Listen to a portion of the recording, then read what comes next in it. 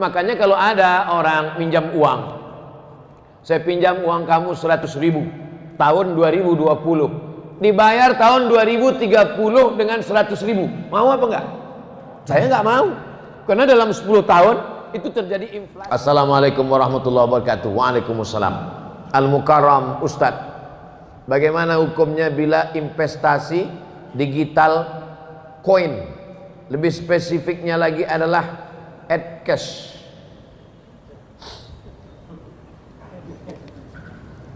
Dulu awal-awalnya jual belinya, bapak punya padi, saya punya ikan, ikannya ditukar dengan padi. Kamu mau ikan ini tukar dengan padi? Mau. Karena nggak mungkin dia makan beras nggak pakai ikan. Saya pun nggak mungkin makan ikan nggak pakai nasi. Maka kita tukarlah, ikan saya bagi 2, beras kamu bagi. Akhirnya setuju. Maka jual beli ini disebut dengan barter, bukan barcode. Ini yang paling tua, namanya barter. Kemudian maju lagi dari Yunani. Dari Yunani ada logam yang dicetak bulat-bulat, namanya dinar. Orang Yunani menyebutnya dinar. Sampai ke kota Makkah, sampai ke kota Madinah, dia disebut sebagai dinar. Tidak lagi pakai barter. Saya punya dinar, saya bisa beli apapun dengan dinar ini. Bisa beli tanah, bisa beli onta, bisa beli gandum, pakai dinar. 1 dinar itu 4,25 gram emas. Meningkat dari barter menjadi dinar dan dirham. Meningkat yang ketiga. Yang ketiga, tidak lagi pakai dinar. Dinar tidak bisa lagi dibawa, karena kalau sampai saya bawa dinar sekarang, bisa dikejar maling. Wah, itu ada dinar. Pakai cincin emas aja sekarang dirampok orang. Bukan diambil emasnya, sama jari-jarinya dia potong. Barter, di atas barter dinar, di atas dinar. Ini yang ketiga. Keluarlah apa yang disebut dengan uang kertas. Uang kertas dicetak oleh negara supaya emas tidak berkeliaran di jalan. Di Indonesia ada berapa emas? Misal 1 ton. 1 ton emas dikeluarkan kertas senilai 1 ton itu. Negara hanya boleh mencetak kertas sebanyak emas di negara itu. Jadi kalau di negara itu emasnya cuma 50 kilo, maka boleh dicetak uang kertas senilai 50 kilo. Jadi di seluruh dunia ini yang paling banyak boleh dicetak kertas adalah di Pulau Jawa, karena disitulah emas yang paling banyak.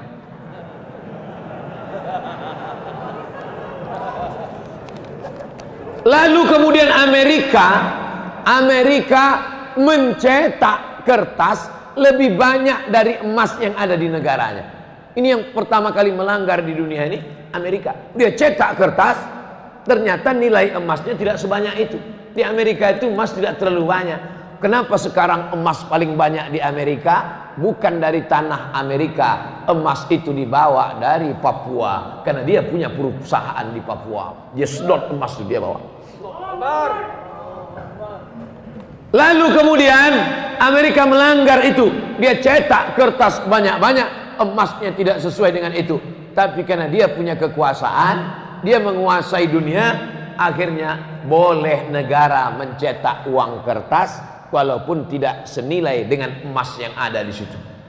Sudah 3. Barter, dirham, dinar, kertas. Sekarang puncaknya yang keempat. Ini yang disebut dengan duit digital. Digital money. Produknya banyak, macam-macam. Sama dengan uang kertas. Namanya uang kertas, tapi ada rial, ada ringgit, ada rupiah. Nah sekarang yang keempat ini digital money, money crypto. Jadi macam-macam dia. Duitnya nggak ada. Kalau kertas tadi masih ada kertasnya. Ini kertas, ini kertas. Yang ini digital money. Uangnya tuh di alam gaib, nggak ada. Tapi dia punya. adanya cuma di handphone, cuma di laptop, disimpan di suatu tempat. Maka kesepakatan pertemuan ulama di Universitas Darussalam Gontor Ponorogo, ketemulah di situ pakar-pakar ekonomi Islam. Kesepakatannya dua. Yang pertama, sebagai alat tukar bisa. Sebagai alat tukar. Misalnya saya mau jual mobil saya. Datang jamaah dari Masjid Jami Al-Mukarramah. Ustaz Somad, ya, saya mau beli mobil Ustaz. Mana uangnya? Uangnya di alam gaib Ustaz. Saya pakai uang digital. Sebagai alat tukar, kalau saya mau, boleh. Saya terima uang digital kamu, ini kirim ke sini, saya simpan di akun ini, boleh. Sebagai alat tukar. Tapi sebagai alat investasi, sebaiknya tidak. Kenapa sebaiknya tidak? Karena nilainya tidak stabil. Uang kertas saja pun nilainya tidak stabil. Uang kertas mengalami resesi. Uang kertas mengalami apa yang disebut dengan nilainya tak sama, jatuh. Harga kambing zaman Nabi dengan zaman sekarang pakai uang dinar sama, karena emas itu stabil. Makanya orang sekarang berbondong-bondong menyimpan emas. Emas tetap naik. Emas dulu 1 gram 500.000, sekarang emas sudah 1 juta. Nanti berganti zaman, berganti. Sedangkan uang, makanya kalau ada orang minjam uang, saya pinjam uang kamu 100.000 tahun 2020, dibayar tahun 2030 dengan 100.000, mau apa enggak? Saya enggak mau, karena dalam 10 tahun itu terjadi inflasi, nilai uang itu jatuh. Tapi kalau emas tidak jatuh, emas stabil. Nah, jadi ada satu usaha mau mengembalikan umat Islam ini kembali pakai emas, pakai mata uang emas. Kalau Eropa bisa pakai satu mata uang euro, umat Islam juga bisa pakai mata uang emas, dinar. Bisa atau tidak bisa? Bisa. Tapi umat yang paling bisa disatukan ini umat Islam. Tuhannya berapa? 1. Qul huwallahu ahad. Nabinya berapa? 1. Asyhadu anna Muhammadan Rasulullah. Kiblatnya berapa? 1. Orang Islam sholat arahnya di dunia ini cuma 1. Tapi yang paling sulit disatukan umat Islam. Subuh aja udah kulai. Satu pakai kunut, satu enggak kunut. Satu pakai usolli, satu enggak. Yang satu telunjuknya gini, yang satu gini-gini. Betul? Nah, makanya kita jaga persatuan. Masalah sepele-sepele ini jangan sampai merusak persatuan. Kesimpulannya, money crypto, uang digital sebagai alat tukar oke. Tapi sebagai investasi, kalau beberapa pemain money crypto kehilangan uang. Bapak Ibu ikut tak berita? Si fulan artis terkenal kehilangan uang digital karena kehilangan karena sebagai alat investasi. Nah ini paham? Anggukkan aja kepala. Andai kata kita mau mengkurbankan anak angkat, mau dipotong, binnya kita pakai bin ayah angkat atau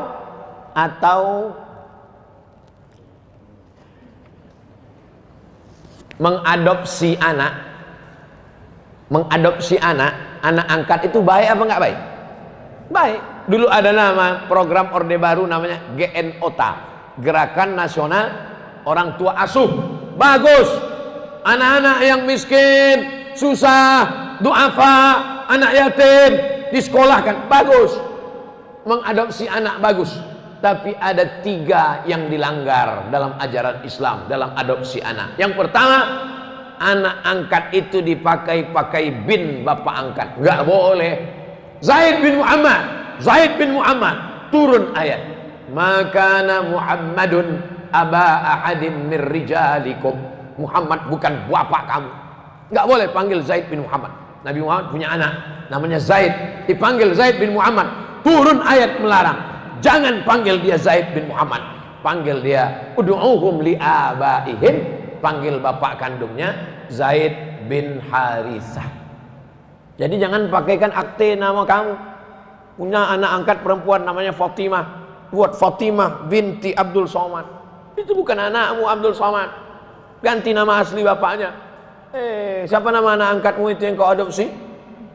bin Kardus. Abdullah bin Kardus.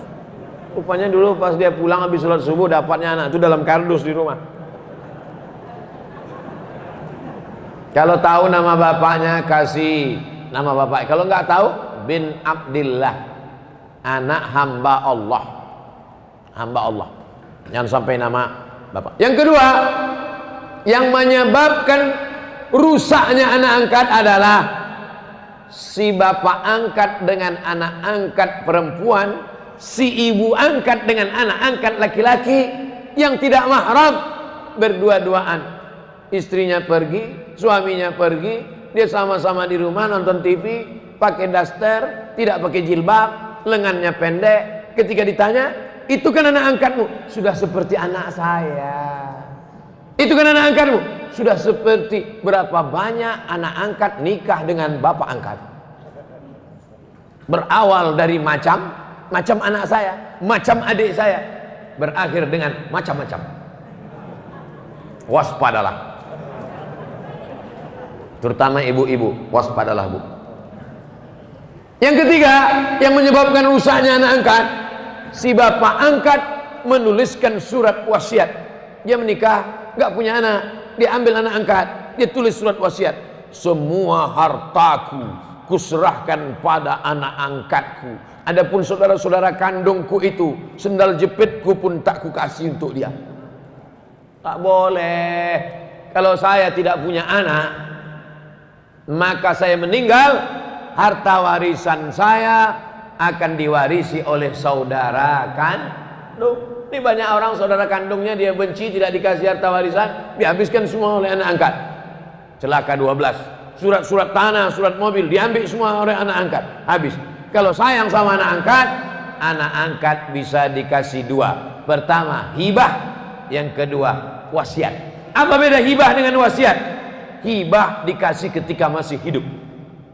Itu ruko yang di sana untukmu, ambil.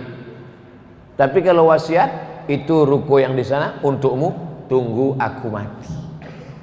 Itu namanya wasiat. Makanya kalau dapat wasiat jangan senang dulu. Banyak orang yang udah mau mati pas ngasih wasiat, nggak mati-mati.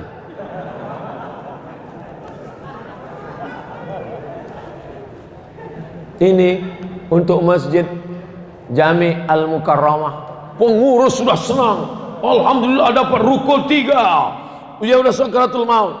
Begitu, gimana kabarnya? Sehat, kemarin udah pulang. Nggak jadi.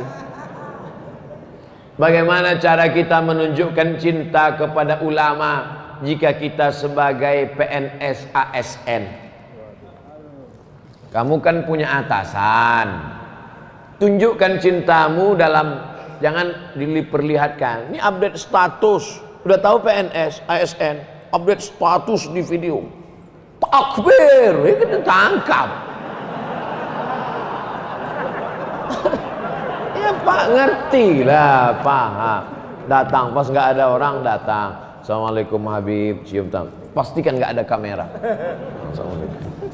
Doakan panjang umur, sehat badan. Ya pandai-pandai. Pandai itu penting, pandai-pandai lebih penting. Ustadz Somad berani, saya enggak ya, PSN, PNS. Dulu pernah PNS. Saya Ibu Fulan ingin bertanya. Pernah seorang sahabat saya melihat postingannya di FB tidak pakai jilbab. Selalu dia buka tutup jilbabnya. Saya tanyakan kemana jilbabnya. Dia bilang yang penting hatinya baik. Bagaimana nih menurut Pak Ustadz? Saya khawatir nanti anak dia nggak pakai celana. Ini kan emaknya nih. Pepatah kita mengatakan kalau anak kencing berdiri, maka cucunya kencing maraton. Ini sekarang emaknya nih nggak pakai jilbab, nanti anaknya nggak pakai celana. Pas ditanya anaknya, kok nggak pakai celana? Yang penting hatinya baik.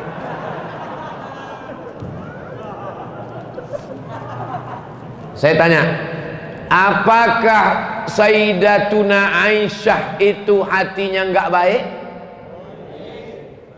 Istri Nabi itu Aisyah Istrinya baik, hatinya baik apa nggak baik?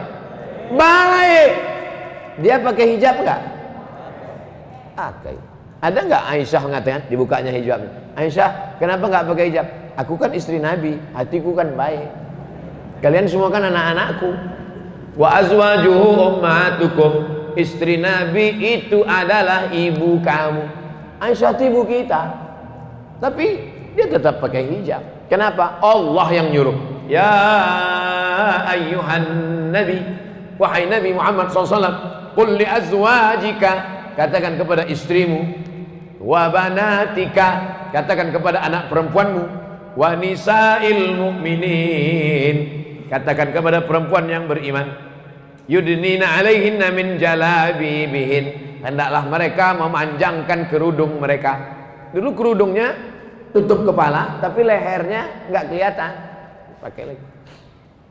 Itu pakai cadar itu kan tradisi jahiliyah. Pakai cadar, pakai jilbab itu tradisi jahiliyah. Dulu turun ayat, khudhu zinatakum inda kulli masjid. Kalau kamu mau ke masjid, pakailah pakaian.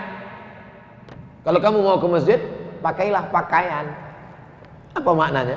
Waktu itu orang jahiliyah tawafnya uryanun tolik, telanjang bulat. Orang jahiliyah dulu nggak pakai pakaian. Maka datang Islam mengajarkan pakaian. Maka setiap mau ke masjid disuruh, ya ayyuhalladzina amanu, ay orang beriman, kalau kamu mau pergi ke masjid, khudhu zinatakum inda kulli masjid, berpakaianlah. Itu ajaran Islam. Jadi jangan ikut-ikutan status orang, itu yang dia sampaikan. Bacalah Al-Quran, ngaji sama para kiai, para ulama. Assalamualaikum Ustaz. Waalaikumsalam warahmatullahi wabarakatuh. Bagaimana cara menyikapi para penghina Rasul dan para zuriat Nabi?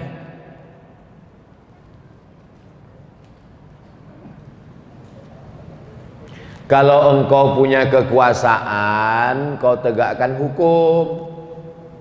Man ra'a minkum munkaran falyughayyirhu biyadihi. Sebagaimana Abu Bakar Umar. Abu Bakar mengirim pasukan kepada penghina Rasul di kampung namanya Yamamah. Nama orangnya Musailamah. Kirim pasukan. Dipancung kepala Musailamah. Yang memancung namanya Wahsy. Wahsyilah dulu yang membunuh Hamzah bin Abdul Muttalib. Tanganku ini dulu yang memancung kepala Hamzah. Hari ini aku memancung kepala Musailamah. Kalau dulu sebelum Islam ini memotong kepala sahabat Nabi, paman Nabi. Sekarang setelah Islam ini memancung kepala musuh Allah Subhanahu wa taala. Kalau sanggup punya kekuasaan. Yang tak punya kekuasaan, fabilisani, dengan lidah. Jangan hina Nabi, jangan hina zuriat Nabi dengan suara. Tak juga sanggup, takut dengan mulut, dengan hati. Diam ajalah. Kalau kau tak sanggup membela, diam. Boykot. Jangan lagi pakai mobil Prancis. Jangan lagi pakai deterjen Prancis. Jangan lagi pakai susu, teh, kopi Prancis. Pakai aja kopi tai musang.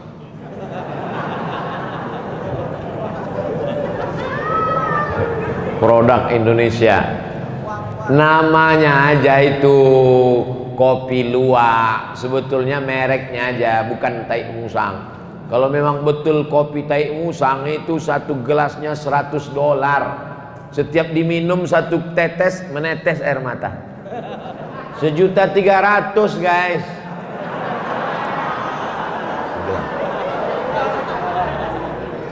Jadi apa, ketika Denmark dulu membuat karikatur Nabi, Denmark dulu yang pertama, waktu itu Syekh Muhammad Said Ramadan Al-Buti masih hidup.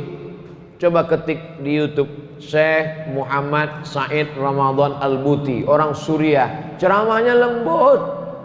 Syekh Muhammad Said Ramadan Al-Buti kalau ceramah lembut. Assalamualaikum warahmatullahi wabarakatuh. Lembut. Tapi begitu dia cerita tentang penghina Nabi di Denmark, hadzal fa'rul qadar, kata dia. Ini adalah tikus-tikus yang kotor, najis. Jangan kalian biarkan produk-produk Denmark berada di rumah kalian, di WC kalian, di kamar mandi kalian. Illa Rasulullah. Semua tidak apa-apa kecuali Rasulullah. Jangan sampai kalian hina Nabi Muhammad sallallahu alaihi wasallam. Ulama jangan sampai dihina. Kalau agamamu dihinakan, ulamamu dihinakan, dan kau diam, maka gantilah bajumu dengan kain kapan.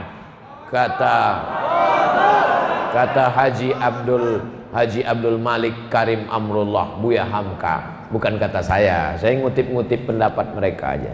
Saya kalau ceramah itu nggak pernah menurut saya, menurut ulama, menurut Habib, menurut Kiai, supaya nanti kalau disalahkan Allah di akhirat, ini katamu Abdul Somad. Enggak.